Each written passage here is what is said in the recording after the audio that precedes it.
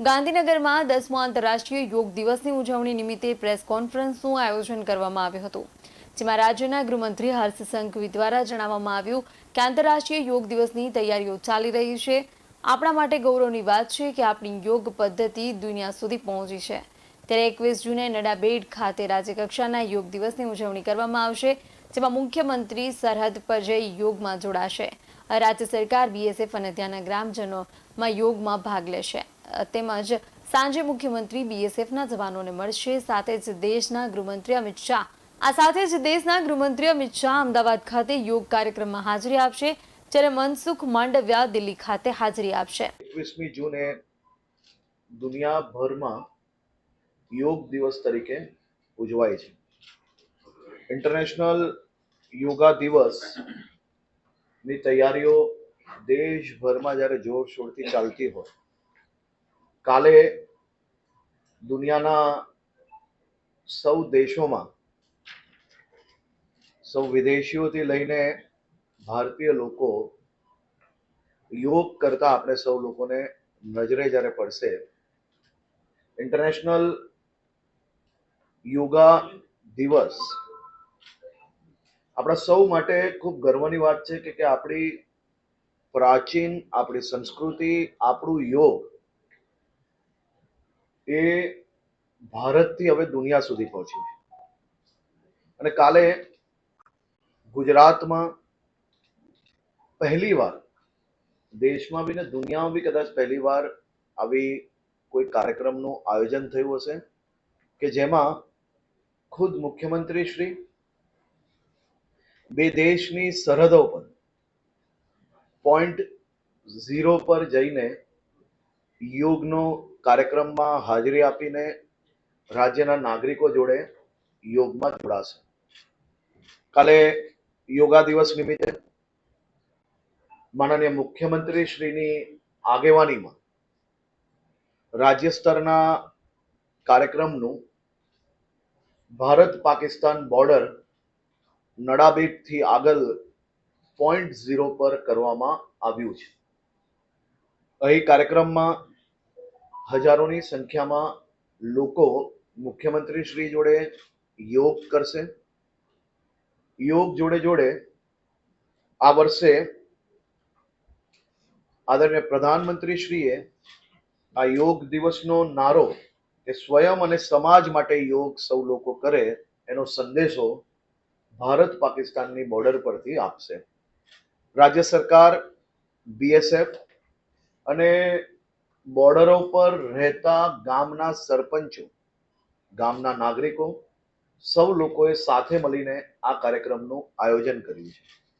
તે પહેલા મુખ્યમંત્રી શ્રી આજે સાંજે એક ગામ સભામાં બી ભાગ લેશે અને યોગના કાર્યક્રમ પછી ભારત પાકિસ્તાન બોર્ડરોની સુરક્ષા કરનાર, આપણે સૌને સુરક્ષિત રાખનાર બીએસએફના જવાનો જોડે બી મુલાકાત કરશે।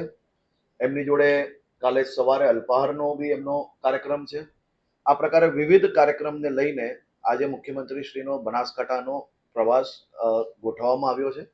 સાથે સાથે કાલે કુલ 8 મહાનગરપાલિકાઓ, 32 જિલ્લાઓ, 251 તાલુકાઓ, 20 નગરપાલિકાઓ, કુલ મળીને 312 જેટલા અલગ અલગ સ્થળો પર હજારોની સંખ્યામાં કાર્યક્રમોનું આયોજન કરવામાં આવ્યું છે। રાજ્યની સૌ શાળાના વિદ્યાર્થીઓ, કોલેજોના વિદ્યાર્થીઓ, હેલ્થ વર્કર્સ, પોલીસ વિભાગ, જેલોમાં અને સૌ સામાજિક સંસ્થાઓ બી ખૂબ મોટી સંખ્યામાં કાલના આ યોગ દિવસના કાર્યક્રમમાં જોડાવાના છે। કુલ મળીને હમણાં સુધીના રજીસ્ટ્રેશનના આધારે રાજ્યના સૌ નાગરિકોની સાથે મળીને 1.25 કરોડથી વધારે લોકોનું રજીસ્ટ્રેશન હમણાં સુધી થયું છે અને હજી બી ખૂબ મોટી સંખ્યામાં નોન રજીસ્ટ્રેશન એટલે કે નાના નાના સામાજિક અને સંસ્થાઓ અને સોસાયટીમાં જે કાર્યક્રમોનું આયોજન કર્યું છે તેમાં બી આટલી જ મોટી સંખ્યામાં લોકો જોડાવાના છે। ગુજરાતે ગત વર્ષે Guinness book of world record yoga દિવસના દિવસે નોંધેલો હતો. 2024ની સૂર્યની પહેલી કિરણે જ ગુજરાતના નાગરિકો સાથે મળીને સૂર્ય નમસ્કારનો નવો રેકોર્ડ આપણે આ વર્ષે નોંધ્યો છે. કાલે ભારત પાકિસ્તાનની બોર્ડર પર આટલી મોટી સંખ્યામાં યોગનો સંદેશ આપવો, યોગ કરવું, એ બી એક ખૂબ મોટું અચીવમેન્ટ છે અને ખૂબ મોટા પાયે આ કાર્યક્રમનું આયોજન કરવા માટે છેલ્લા 5 મહિનાથી બોર્ડર પર આયોજન કરવાનું હોય, ખૂબ નાનો રસ્તો હોય, બોર્ડરના 0.0 ફેન્સિંગના રસ્તા પર કિલોમીટરો સુધી બેઉ બાજુ આ યોગનું જે મુખ્ય સ્થળ હશે નહીં, ડાબી ને જમણી બેઉ બાજુ રોડ પર જે રોડ ફેન્સિંગ જોડે કચ્છ બાજુ જાય છે અને જમણી બાજુ જાય છે, બેઉ જગ્યા પર આ જ પ્રકારે કાર્યક્રમોનું આયોજન કરવામાં આવ્યું છે અને બેઉ બાજુ કિલોમીટરો સુધી હજારોની સંખ્યામાં લોકો યોગમાં જોડાશે. સાથે સાથે યોગને માત્ર યોગા દિવસ પૂરતું જ નહીં, પરંતુ દરરોજ લોકો યોગ કરી શકે તે માટે યોગ બોર્ડ દ્વારા રાત દિવસ એમાં મહેનત કરવામાં આવી. હજારોની સંખ્યામાં યોગ શિક્ષકો ડેવલપ કરવામાં આવ્યા, એમને ટ્રેનિંગ આપવામાં આવી. એ